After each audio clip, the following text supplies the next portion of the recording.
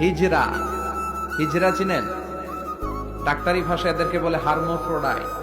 Doctor যারা আছেন বুঝবেন, হার্মোফ্রোডাইট, বাইসেক্সুয়াল, উভয় লিঙ্গ এরা, মিডল জেন্ডার, পুরুষও না নারীও না, এরকম করেও আল্লাহ কিছু মানুষ বানায়। আমরা যে পুরুষ হয়েছি বানিয়েছে কে? আমাদের বোন, আমাদের মা, ওদেরকে নারী বানিয়েছে কে? আবার আমাদের অনেকের সন্তান পুরুষও হয় না, নারীও হয় না, মাঝামাঝি আরেকটা জেন্ডার, বাইসেক্সুয়াল বলে, শিমেল, হিজরা। ওদেরকে হিজরা করে বানালো কে? আপনি আর আমি হিজরা হইতে পারতাম না? পারতাম। আমার বোন, আমার মা, ওরা হিজরা হতে পারতো না? পারতো। সবার পরীক্ষা। আমরা ছেলে হয়েছি, আল্লাহ আমাদেরকে ছেলে বানিয়ে পরীক্ষা করছে।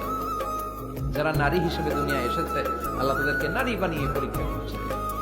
যারা হিজরা হয়ে পৃথিবীতে এসেছে, তারা হিজরা, আল্লাহ তাদেরকে হিজরা বানিয়ে পরীক্ষা করছে। পুরো পৃথিবীটাই পরীক্ষা।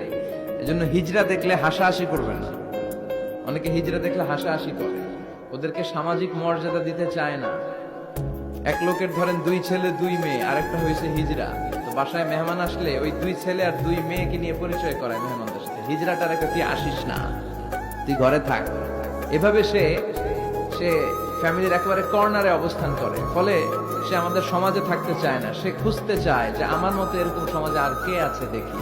খুঁজে খুঁজে তার একটা সংঘবদ্ধ চক্র হয়ে যায়। তখনই তারা জীবিকার তাগিদে রাস্তায় নেমে পড়ে। আর হিংস্র প্রাণীর মতো শুক্রবারে জামাইয়ের গাড়ি যদি দেখে, বরের গাড়ি, ওইটা আটকায়। রাস্তাঘাটে ট্রাকের ড্রাইভার থেকে টাকা তোলে, প্রাইভেট কার যারা চালায়, গাড়ি চালায়, ওদের থেকে টাকা তোলে না? এর কারণ এদেরকে আমরা সামাজিকভাবে সম্মান দিতে শিখি নাই। পৃথিবীর অনেক দেশে আমি ঘুরেছি, ওখানে দেখেছি হিজড়াদেরকে সামাজিকভাবে অনেক বেশি রেসপেক্ট করা হয়, যাতে ওরা নিজেদেরকে কর্নার ম্যান না ভাবে যে আমরা এক পাশের মানুষ। না, তারাও মেইন স্ট্রিমের, মূল স্রোতের মানুষ। তাদেরকে বিভিন্ন কাজে সুযোগ করে দেওয়া উচিত। পৃথিবীর অনেক জায়গায় আমি অনেক শপিং মলে শপিং করতে যেয়ে দেখেছি যে শপিং মলের সুপার শপের যারা স্টাফ আছে তারা হিজড়া।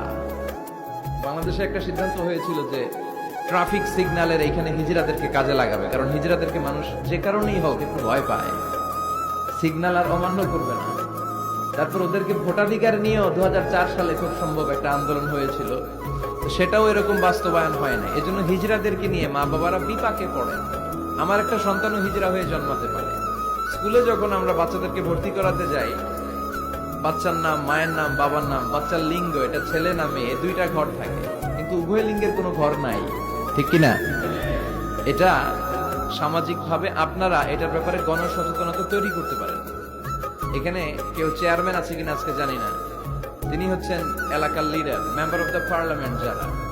আপনারা যারা নেতা শ্রেণীর আছেন, তারা হিজড়াদেরকে খুঁজে তাদেরকে নিয়ে একটা সোসাইটি করতে পারে, যে তাদেরকে কাজের ব্যবস্থা করা হোক, তাদেরকে সুশিক্ষায় শিক্ষিত করা হোক, তাদের মেধাটাও দেশ গঠনের কাজে লাগানো হোক, ঠিক কিনা?